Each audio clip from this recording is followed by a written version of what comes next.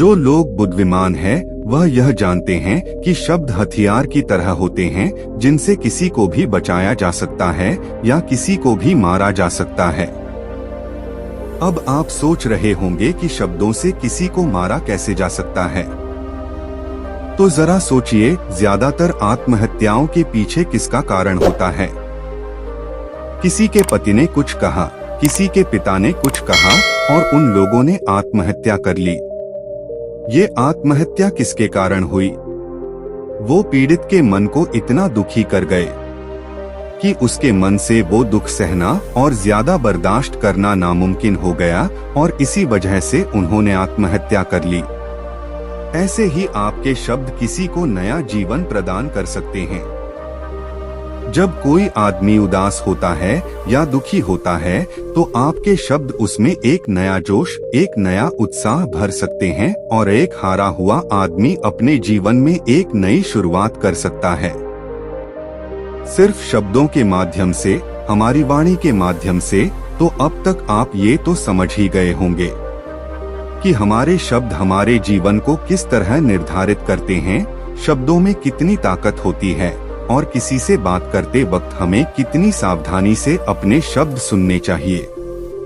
आज की जो बौद्ध कहानी में आपको सुनाने वाला हूँ, उसमें आपको सीधे सीधे तौर पर कुछ ऐसे तरीके पता चलेंगे, कुछ ऐसी परिस्थितियाँ पता चलेगी जहाँ पे आपको हमेशा चुप रहना चाहिए। कुछ परिस्थितियों में अगर आप कुछ नहीं बोलेंगे तो वही आपके लिए सबसे ज्यादा बेहतर होगा। इससे पहले कि आप इस कहानी में खो जाएं, इस चैनल को सब्सक्राइब जरूर कर लें। तो चलिए कहानी शुरू करते।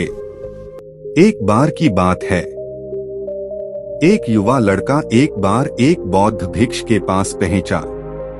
वो काफी परेशान लग रहा था और उसने बौद्ध भिक्षु से जाकर पूछा कि हे महात्मा, मैं अपने आप से परेशान हूँ, अपने आप से दुखी हूँ, बाहरी रूप से मुझे कोई दुख नहीं है, मैं धन धान्य संपन्न हूँ, मुझे कोई शारीरिक रोग भी नहीं है, लेकिन मैं खुद से परेशान रहता हूँ, अपने मन से परेशान रहता हूँ।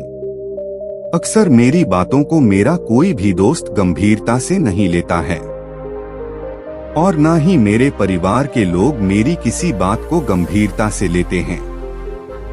मैं जो कुछ भी सलाह देता हूँ या तो वह उसे मजाक में उड़ा देते हैं या फिर उसे गंभीरता से लेते ही नहीं हैं।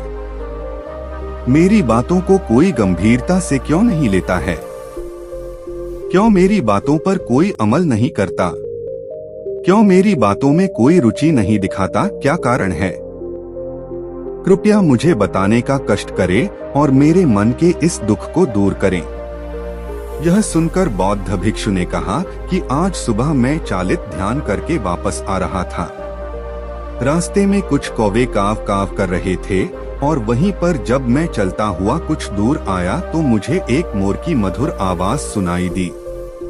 ये सुनकर अचानक मेरे मन में ख्याल आया कि कौवे कितना काव काम करते हैं, कितना बोलते रहते हैं, लेकिन कोई भी प्राणी कौवे की आवाज को पसंद नहीं करता। मोर हमेशा सही परिस्थिति के हिसाब से बोलता है। जब भी बारिश होने वाली होती है और बादल गरजते हैं और बारिश होने की आशंका होती है, ऐसे में मोर अपनी मधुर आवाज में गाता है, जो सभी को प्रिय होता है, सभी को अच्छा लगता है। ऐसे ही अगर इंसान सही परिस्थिति के हिसाब से ही शब्द बोले, सही वाणी बोले, तो वही वाणी दूसरों के लिए संगीत हो जाती है, संगीत बन जाती है और दूसरे लोग तुमसे सम्मोहित हो जाते हैं और वहीं पर तुम्हें सब लोग गंभीरता से लेने लगते हैं। और दूसरी तरफ अगर तुम यूं ही बेफिजूल ऐसे ही बोलते रहते हो, बिना किसी बात के बोले चले जाते हो, तो फिर तुम्हें कोई गंभीरता से नहीं लेता। तुम उस कौवे की भांति हो जाते हो जिसकी वाणी कोई पसंद नहीं करता और बाद में तुम्हें दुख होता है कि तुम्हें कोई गंभीरता से क्यों नहीं लेता। इसीलिए अपने शब्दों को बेहद बुद्धिमानी के साथ इस्तेमाल करना सीखो। अगर तुम नहीं सीखोगे तो समाज में तुम्हें कोई सम्मान या कोई गंभीरता से नहीं लेगा। यह सुनकर वो युवा लड़का बोला कि हाँ महात्मा, मैं जानता है कि मैं ज्यादा बोलने की बीमारी से ग्रस्त हूँ। मुझे इतना नहीं बोलना चाहिए, लेकिन मैं अपने आप पे काबू नहीं रख पाता। और ना ही मैं इतना बुद्धिमान हूँ कि मैं अपने शब्दों को नाप तोल कर बोल सकूं। मैं तो किसी से बात करते वक्त इतना सोचता भी नहीं कि मुझे अपने शब्द किस तरह इस्तेमाल करने हैं। कृपया करके कुछ ऐसी परिस्थितियां बता दीजिए जहां पर मुझे कम बोलना है या फिर बोलना ही नहीं है। हमेशा चुप रहना है। अगर आप मेरा ऐसे मार्गदर्शन कर सकते हैं तो मेरा जीवन आसान हो जाएगा और मुझे ज्यादा दिमाग या अपनी बुद्धि लगाने की भी जरूरत नहीं पड़ेगी। यह सुनकर बौद्ध भिक्षु ने मुस्कुराते हुए कहा कि बेटा, वैसे तो इंसान को हर परिस्थिति में सोच समझकर ही बोलना चाहिए, लेकिन अगर वो हमेशा होश में नहीं रह पाता है, ध्यान में नहीं रह पाता है, तो मैं तुम्हारे दैनिक जीवन की कुछ ऐसी परिस्थितियां बता रहा हूं जहां पर तुम्हें हमेशा चुप रहना है। अगर तुम ऐसी जगहों पर कुछ बोलोगे तो तुम्हारा अपमान ही होगा या फिर तुम्हें कोई गंभीरता से नहीं लेगा।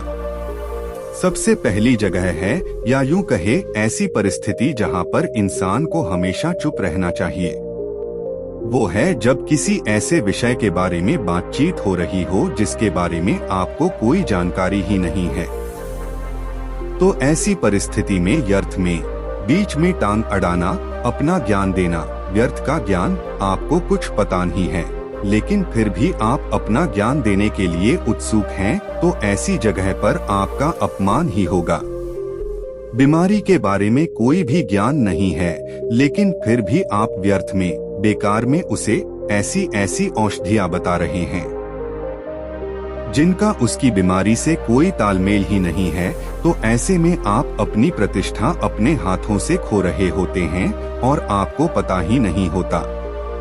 ऐसी परिस्थिति में आदमी को हमेशा सुनना चाहिए। ध्यान से सुनना भी एक कला होती है।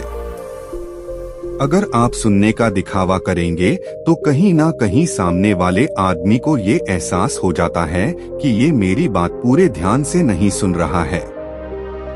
इसीलिए जब आपको किसी विषय के बारे में पूरी तरह से जानकारी ना हो तो वहाँ पर केवल अपने कान लगाना ही ज्यादा महत्वपूर्ण होता है, ज्यादा जरूरी होता है। आप उस इंसान की बातें ध्यान से सुन सकते हैं और इसी बीच आप दोनों के बीच एक संबंध पैदा होगा और उस संबंध सच्चा होगा, क्योंकि आपने उसके बात को बड़े ही ध्यान से सुना है और इस बात का पता सामने वाले को भी होता है। तो हम बिना कुछ बोले सिर्फ सुनने मात्र से किसी को अपना दोस्त है, अपना मित्र बना सकते हैं। इस बात को हमेशा ध्यान में रखना। दूसरी जगह जहां इंसान को हमेशा चुप रहना चाहिए वो है खाना खाते वक्त। खाना इंसान को हमेशा चुप रहकर खाना चाहिए, मौन रहकर खाना चाहिए।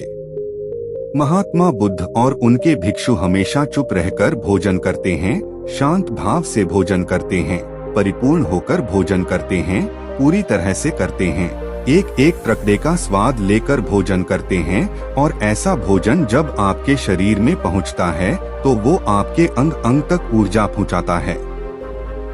अक्सर हम भोजन करते वक्त कुछ ना कुछ बोलते रहते हैं, कुछ ना कुछ सुनते रहते हैं, लेकिन मौन रहकर पूरा स्वाद लेकर उस भोजन को कभी नहीं करते। हम उस भोजन को करते वक्त बोलो तो होश में बोलो, ध्यान में बोलो, जीवन शैली ऐसी बना लो कि आप जब भी बोलो पूरे होश में रहकर बोलो, पूरे आनंद के साथ बोलो, पूरे प्रेम के साथ बोलो।